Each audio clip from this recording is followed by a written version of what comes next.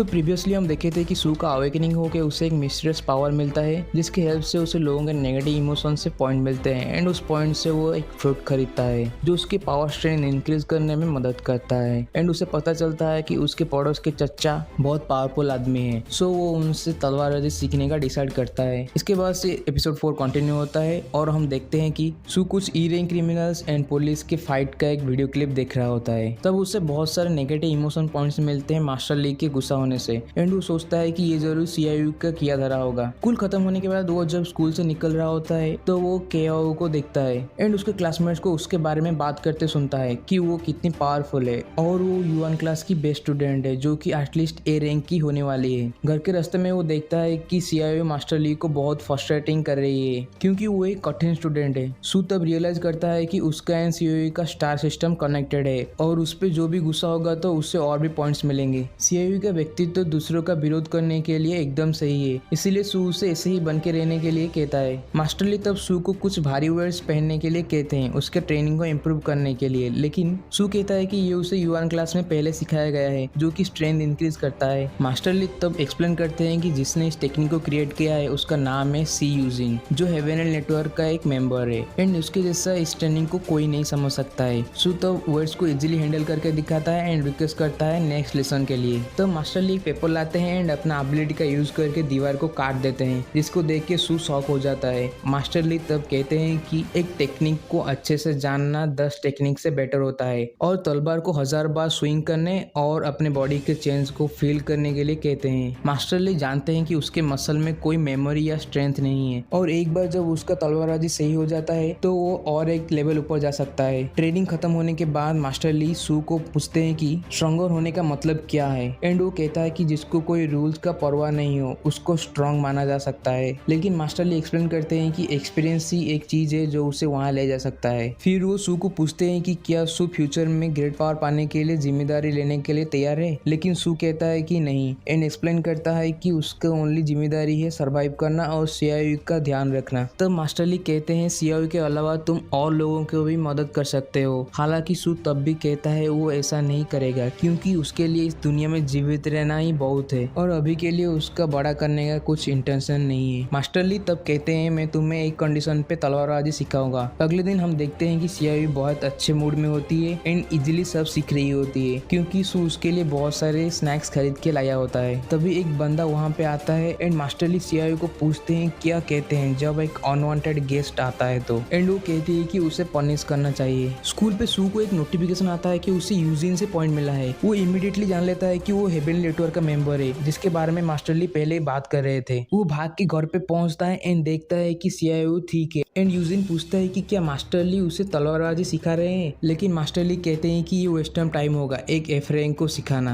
Eugene फिर आने का कारण बताता है कि देश में रूइंस फिर से दिखाई देने लगे हैं और वो पूछता है कि मास्टर ली ने दुनिया को बचाने का एम के साथ जो फाउंडेशन बनाया है वो क्या इसके रास्ते में नहीं आएगा। वो याद दिलाता है कि नेटवर्क का आखिरी स्पॉट मास्टर ली के लिए हमेशा ओपन रहेगा और वे चाहते हैं कि फाउंडेशन फ्यूचर में नेटवर्क के साथ काम करे क्योंकि उनके दोनों का एम है विश्व शांति। बाद में मास्टर ली सू को बताते हैं कि उसे यूजिन के आसपास नर्वस नहीं होना चाहिए अगर वास्तव में वो एक एफ रैंक है तो, और उसे सोडियम पोटेशियम अलॉय देते हैं फिर से लेवल टेस्ट करने के लिए। उस रात को दोनों ब्लड लेके लेवल टेस्ट करते हैं एंड उनका लेवल दिखाता है ए और एक पल के बाद उनका टेस्ट एक ऐसे कलर में बदल जाता है जो लिस्ट पर भी नहीं है। इस रिजल्ट को सू मास्टर ली से छिपा के झूठ बोलता है कि उसका लेवल अभी भी एफ है। बाद में सू अपने स्टार सिस्टम का सेकंड लेयर क्रैक करने में कामयाब होता है जिससे उसे इंजरी प्रोटेक्शन का एक स्किल मिलता है। फिर हम देखते हैं कि सीआईयू सोती हुई प्रोग्रेस कर रही है और वो सू को ये बताने के लिए जाग जाती है कि उसने अपनी फास्ट लेयर नेबुला को क्रैक कर दिया है। सू तो बताता है कि वो उससे एक लेवल आगे है। सीआईयू एक्सप्लेन करती है कि ब्लैक होल उसके सिस्टम में दिखाई दिया था और वो अपने आसपास के डेड प्राणियों का ऊर्जा को महसूस कर पा रही है। वो मरे हुए एक चींटी को ब्लैक होल में डाल के फिर से जिंदा कर देती है जिसको वो कंट्रोल कर सकती है। वे और डेड चींटी पे टेस्ट करते हैं और वो एक से ज्यादा को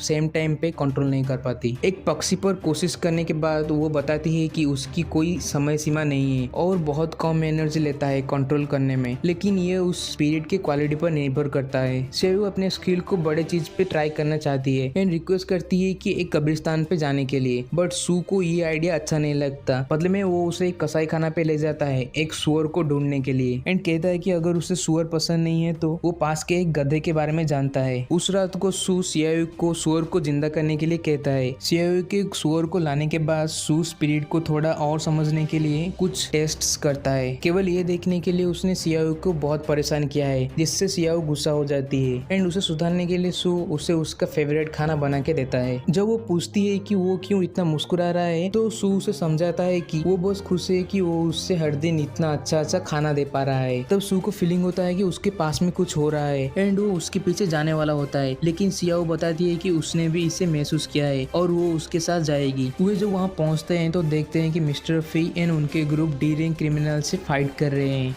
एंड इसके साथ ही एपिसोड 4 खत्म होता है। अगर वीडियो पसंद आई तो लाइक कर देना एंड चैनल को सब्सक्राइब कर देना।